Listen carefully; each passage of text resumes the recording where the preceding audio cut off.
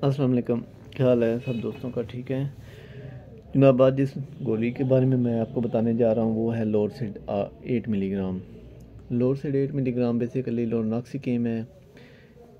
अगर आपको रिमाटाइड आर्थराइटिस या ऑस्टियोआर्थराइटिस, ऑस्टियोमलेशिया या मसल पेन है या नुक्रस है, लंगड़ी का दर्द है, किसी किस्म का भी दर्द हो, शदीद किस्म का दर्द हो, सर में दर्द हो, माइग्रेन हो, तो आप इस गोली को इस्तेमाल करें। बड़ा ही इफ़ेक्टिव किस्म की मेडिसन है।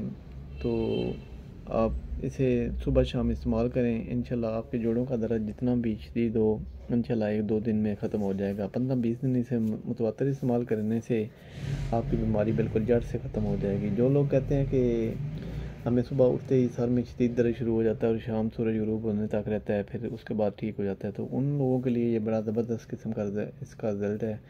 आप इसे एक गोली सुबह एक शाम खाएं, आपका माइग्रेन अटैक जो है वो बिल्कुल ख़त्म हो जाएगा। और जोड़ों के दर्द के लिए भी बड़ा ज़बरदस्त किस्म का साल्ट है ये। मसल पेन के लिए भी बड़ा ज़बरदस्त है।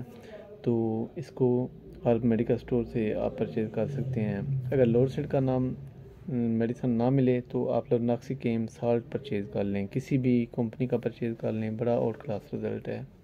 ओके जी, अल्लाह हाफिज़।